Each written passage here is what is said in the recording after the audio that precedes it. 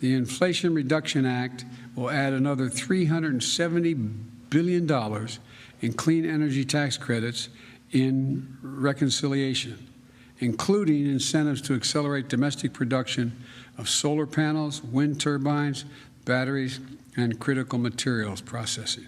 That doesn't sound like a recession to me. Thank you very much. This new bill called the Inflation Reduction Bill lets me know that Democrats are real economy killers.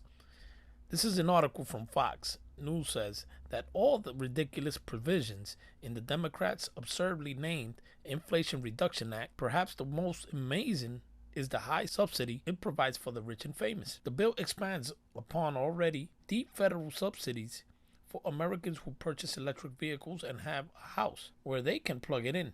Just where does the average American plug their EV? Those Americans who don't own homes, that rent and live check to check.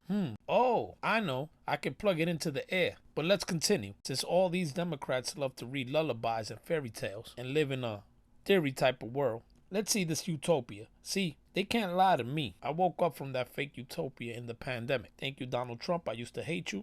Stop it. Get some help. I don't know why. For no reason. I did my research on you, as I always suggest to you guys. And then I went down the rabbit hole of the Democrat lie and came out a hardcore conservative Republican. I will never vote blue ever again, and I will dedicate my life to bring truth to all Americans who are still deep in this blue coma. Let's see what else the economy killers bring apart from EVs and hyperinflation type Venezuela on the way. See, this bill passed late Monday morning, and out of that, what struck me the most is what's inside this lethal package. 1. Tax credits for EV buyers. 2. Raising corporate taxes by 50%. You know that corporations will pass down these taxes to employees and consumers. Get ready, guys.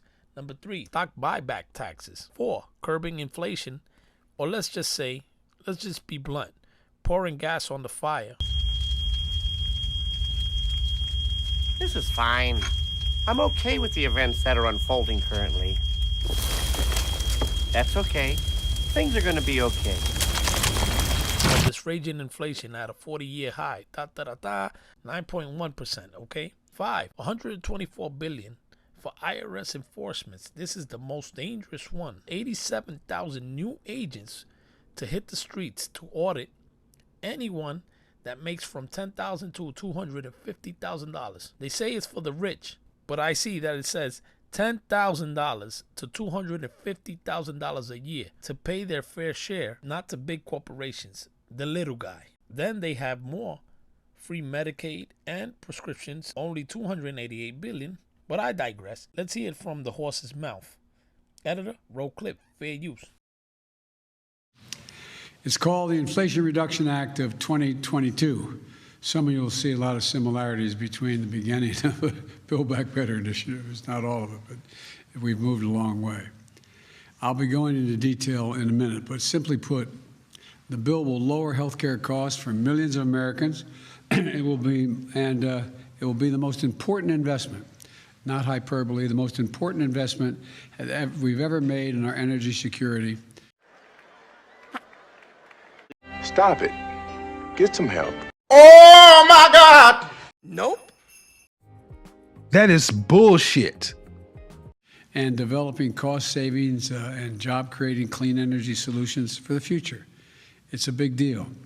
Also, for the first time in a long time, began to restore fairness to the tax code, by making the largest corporations in America pay their fair share without any new taxes on people making under $400,000 a year.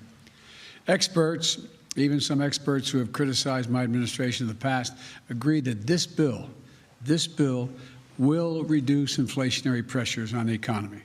Yet any time you and I question the schemes of the do-gooders, we're denounced as being against their humanitarian goals. They say we're always against things, we're never for anything. Well, the trouble with our liberal friends is not that they're ignorant, it's just that they know so much that isn't so. And today, I want to say a word about the news that came out today relative to the economy. Actually, I just want to say a number, 0. Today, we received news that our economy had 0% inflation in the month of July. We really want to get this warning out to the masses because it's halfway through the year. There might be still a lot of people that missed this warning, because they're about to get a 1099 sent to them. Well, let me start here. Let me back up. Last year, you could have up to 200 transactions, different transactions with different people, or accept up to $20,000, right, from people for goods and services or your garage sale, your anything, right, before the company was forced to issue what's called a 1099. Now, 1099 simply states that they have given you X amount of money. End of story. That was the rule last year. Well, they changed it January 1st to be if you accept up to $600 period throughout the entire year, you are now going to get a 1099, but it's only under one category, and that's goods or services, goods and services. It's this tab that the buyer can select, what the money was for, because they always want to prompt you, right? They say, what's this for? Like it should be any of their business. It shouldn't be, but that's what happens. So as of right now, if you accept $600 or more, you will receive a 1099 from the company that handled that transaction. Now, here's the problem. The IRS is also going to get that.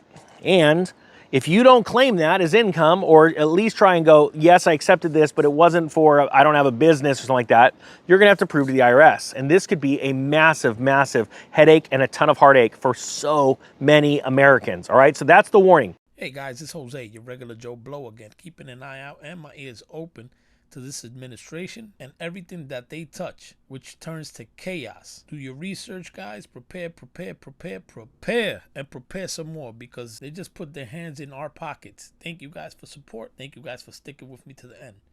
Don't forget, stay free.